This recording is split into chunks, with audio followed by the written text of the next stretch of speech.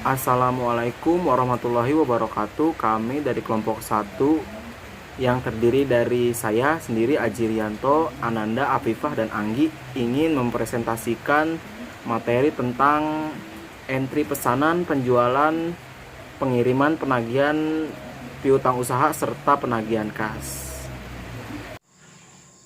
Siklus pendapatan. Apa itu siklus pendapatan? Siklus pendapatan adalah rangkaian aktivitas bisnis dan kegiatan pemrosesan informasi terkait yang terus berulang dengan menyediakan barang dan jasa kepada pelanggan dan menagih kas sebagai pembayaran atas penjualan-penjualan tersebut.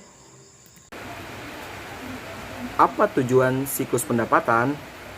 Tujuan khusus yang ingin dicapai dalam perusahaan pelaksanaan siklus pendapatan yaitu yang pertama ada mencatat permintaan penjualan secara tepat dan akurat, yang kedua memverifikasi kelayakan kredit konsumen, dan ketiga memberikan barang atau jasa pada waktu yang tepat dan cara yang benar, dan yang keempat mencatat dan mengklasifikasikan penerimaan kas secara tepat dan akurat. Yang kelima, membukukan penjualan dan penerimaan kas ke dalam akun konsumen dengan tepat. Dan yang terakhir, yang keenam, mengamankan kas sampai dilakukan penyetoran barang.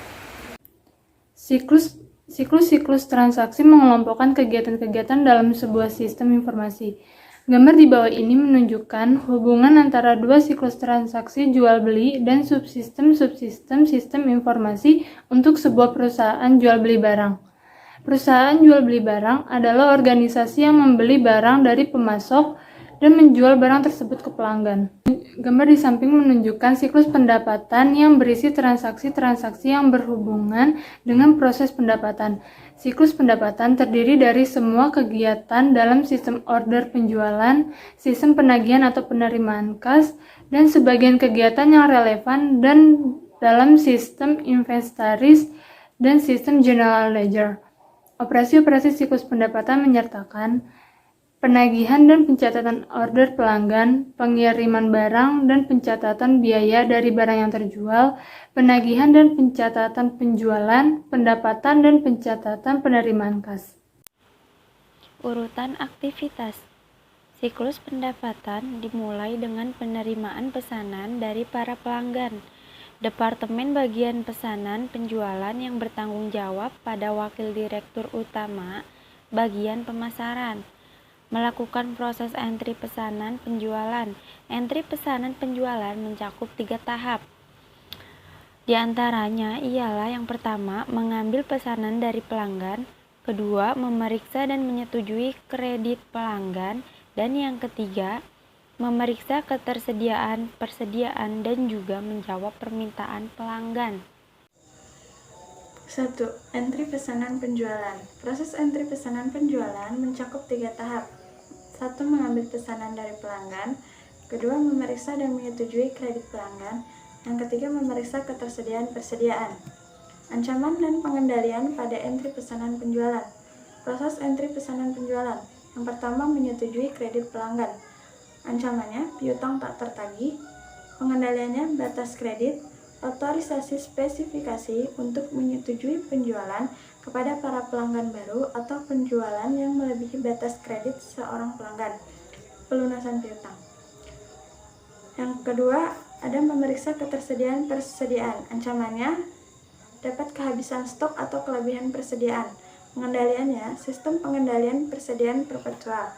Penggunaan kode batang atau RFID, perhitungan fisik persediaan secara periodik, prediksi penjualan, dan laporan aktivitas. Mengambil pesanan dari pelanggan. Ancamannya, kehilangan pelanggan. Pengendaliannya yaitu sistem CRM atau sistem manajemen hubungan pelanggan, situs swadaya, dan evaluasi yang tepat atas peringkat layanan pelanggan. 2. Pengiriman. Aktivitas dasar kedua dalam siklus pendapatan adalah memenuhi pesanan pelanggan dan mengirimkan barang dagangan yang diinginkan tersebut. Proses ini terdiri dari 2 tahap. Yang pertama ada mengambil dan mengepak atau membungkus pesanan, dan yang kedua ada mengirim pesanan tersebut. Dan juga di dalam pengiriman ada ancaman ya. Di sini ada tabel ancaman dan pengendalian pada pengiriman. Proses pengiriman, mengambil dan mengepak pesanan. Ancamannya, 1. Memilih barang yang salah atau kuantitas yang salah. Mungkin dalam pengiriman biasa ya, ada barang yang kita salah ambil atau kita tidak teliti jadi salah. Dan juga kuantitas yang salah, atau pesanan 2 kita kasih 3 lebih. Dan juga ada yang kurang, pesanan 3 kita kasih 2. Itu mungkin manusiawi ya, orang-orang kadang-kadang kurang teliti. Dan juga ada pencurian persediaan. Nah, ini yang paling serius nih, bisa merugikan perusahaan ya. Jadi ancaman ini sangat serius. Yang kedua ini pencurian, dan juga bisa ditindak pidana. Dan juga ada juga cara pengendaliannya, menggunakan yang pertama teknologi kode barang dan RFID. Yang kedua, rekonsiliasi daftar pemilihan untuk detail penjualan, detail pesanan penjualan, pembatasan akses fisik ke persediaan, dan juga dokumen seluruh transfer persediaan. Dan yang keberapa ini? 1, 2, 3. Yang kelima, teknologi kode. Oh, ini sama yang pertama ya. Jadi itu tidak usah dibaca. Yang ke-6 ini perhitungan fisik persediaan secara periodik, rekonsiliasi terhadap kuantitas tercatat. Ada juga masalah ancaman lain ya, ancaman pengendalian pada pengiriman. Proses pengiriman, mengirim pesanan tersebut, ancamannya yaitu kesalahan pengiriman. Mungkin bisa kesalahan di sini, kesalahan salah nulis alamat mungkin ya. Jadi harusnya ke alamat A jadi ke alamat B karena infonya masih abu-abu ya, jadi tidak pasti, bisa terjadi, sering terjadi ya seperti itu, salah alamat biasanya. Dan juga ada beberapa pengendalian di sini. Rekonsiliasi dokumen pengiriman dengan pesanan penjualan, daftar pemilihan, dan slip pengepakan menggunakan sistem RFID untuk mengidentifikasi penundaan. Entry data melalui pemindai kode barang dan RFID, pengendalian entry data. Yang ketiga, penagihan dan piutang usaha. Aktivitas dasar kegiatan dalam siklus pendapatan melibatkan penagihan ke para pelanggan dan memelihara data piutang usaha. Ancaman dan pengendalian pada penagihan dan piutang kas.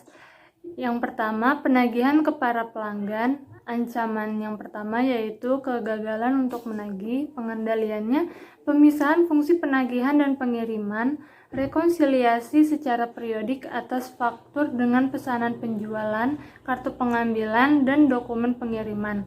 Ancaman yang kedua, kesalahan penagihan.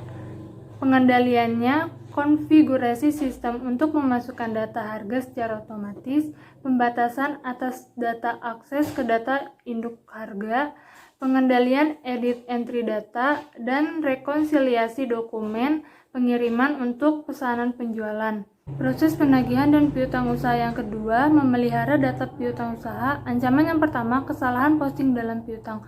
Pengendaliannya, pengendalian entry data, pengiriman laporan bulanan kepada para pelanggan, dan rekonsiliasi buku pembantu piutang di buku besar umum. Ancaman yang kedua, memo kredit yang tidak akurat dan tidak valid.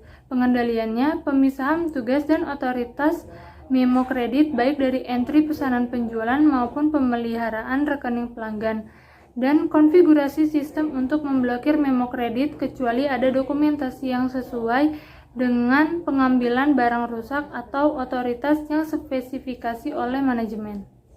4. Penagihan kas. Langkah terakhir dalam siklus pendapatan ialah penagihan kas, yang melibatkan diantaranya: pertama, menangani kiriman uang pelanggan, dan yang kedua, menyimpannya ke bank. Ancaman dan pengendalian pada penagihan kas. Proses atau aktivitas penagihan kas. Ancaman pencurian kas. Pengendalian, pemisahan tugas minimalisasi penanganan kas, kesepakatan logbook, konfirmasikan pengesahan dan penyimpanan semua penerimaan, rekonsiliasi periodik laporan bank dengan catatan seseorang yang tidak terlibat dalam pemrosesan penerimaan kas. Ancaman dan pengendalian pada masalah-masalah pengendalian umum.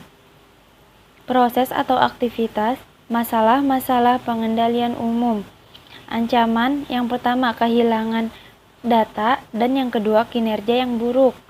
Pengendalian. Yang pertama, prosedur cadangan dan pemulihan dari bencana, pengendalian akses secara fisik dan logis. Dan yang kedua, persiapan dan tinjauan laporan kinerja.